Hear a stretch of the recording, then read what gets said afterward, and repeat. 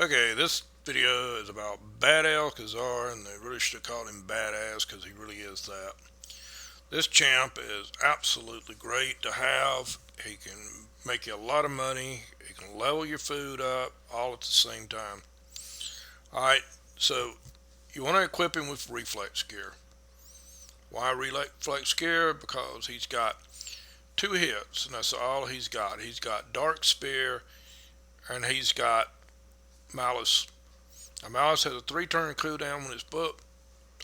If you get lucky, all you have to do is put 2 books into him. Unfortunately, it didn't book out until I used all the books on him. Now, yeah, his A1 will heal 20%. When it's booked out, it'll heal by 40% of the damage it does. It doesn't do a lot of damage no matter what you do, but it hits 5 different people. So the damage is spread out over 5 different people. And what you're looking at on him is you want Malice to come up as much as possible. Now, his masteries are even set up so that he has Circle of Magic, where there's a 5% chance it will lower the cooldown on it. And then when he sits down and he throws the first skill, he's got a 40% chance, because of the reflex for each one of those hits, to lower the cooldown on Malice. So you can sometimes get 2, 3 poisons in a row and 2, 3 of your heals in a row, which is absolutely great. And he can actually solo Dragon by himself. So you want to do Dragon 20, and you actually get lucky and you pull this guy. Well, when you go in, this is Dragon 20, and you pick. Now I'm putting him in, and he's the right affinity for it. Now these are just scrubs, is all this is. This is just characters that I put in to level up for food. Now they're going to die right off. They have no masteries, they have no armor, they have no nothing on them. First thing he does, he throws the poison. Now he comes through. Now the only problem I've got on him right now is his resist is a little bit low. But he removes the debuffs as long as he doesn't get stunned. And the stun is probably the worst thing you can get on him in this. And I would probably get my resist up higher than what I've got it. But right now, a lot of the resist can come out of the Great Hall. My Great Hall isn't up high enough on the resist for him yet.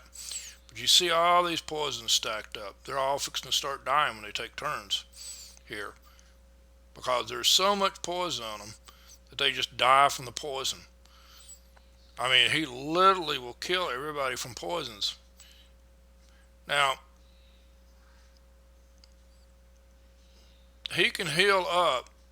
Everybody knows Apothecary. He knows how well he heals up, but he can't heal up faster than this poison. Now this is probably the hardest level for him, because he gets stunned some here. And when he does the stuns, that's, he doesn't get a turn.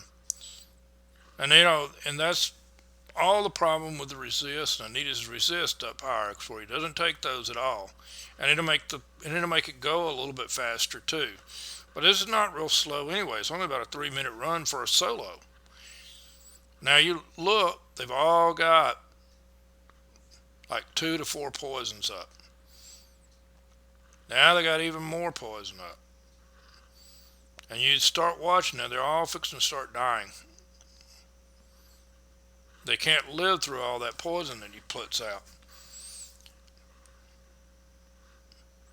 Now they're about to die here just in a second. See, now they're all just going to drop dead. Now we're at Dragon. We're at Dragon in 2 minutes with one guy. And of course he's going to take the stun. You can't resist the stun if you're sitting down and you don't do the damage to knock him down. And you can't do enough damage with him by himself. It's impossible, because most of his damage is coming from all those poisons.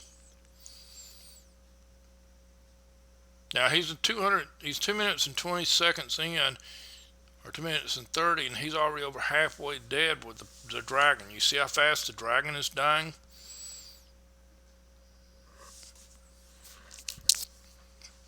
Now, if he can stack up a few more poisons,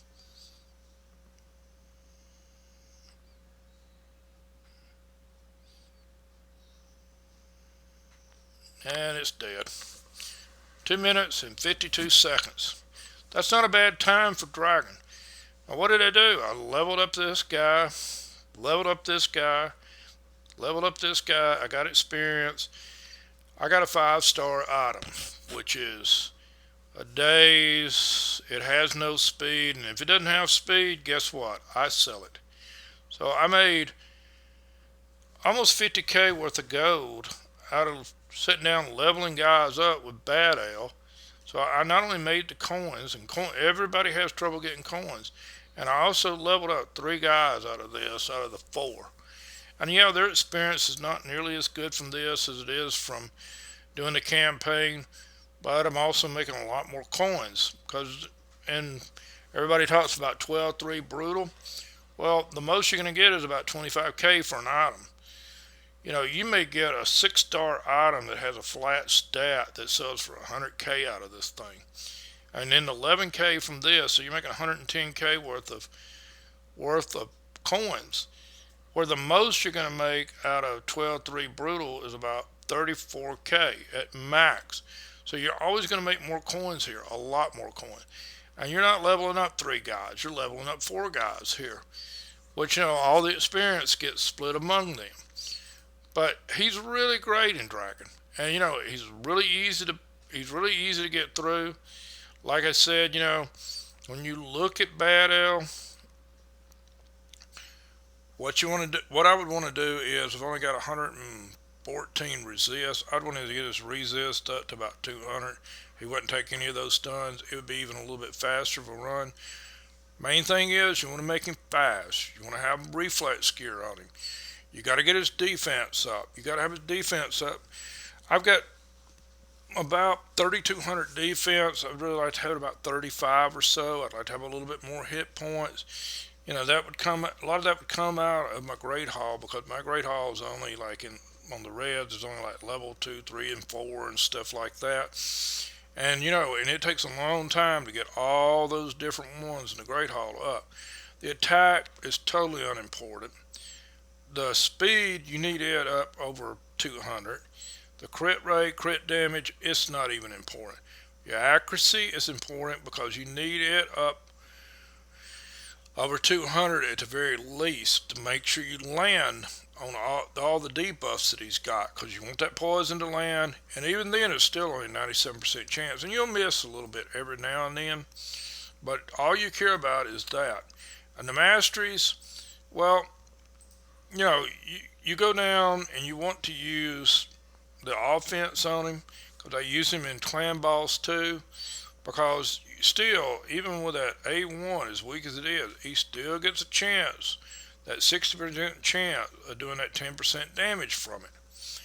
And then you want to come down here in the support tree, and you want to make sure that you get the circle of magic to help do the cooldowns better. Extend the buff, you know, you extend the buffs on him, so he gets the heals last longer.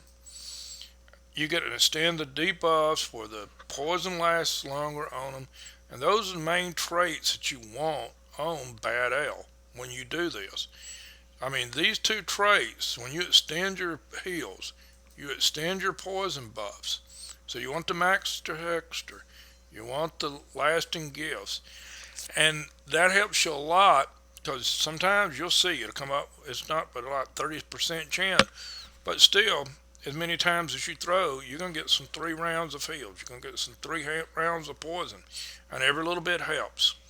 But he's a great champ. He's great in Dragon, he's good in the clan boss. I mean, you know, I use him in Fire Knight.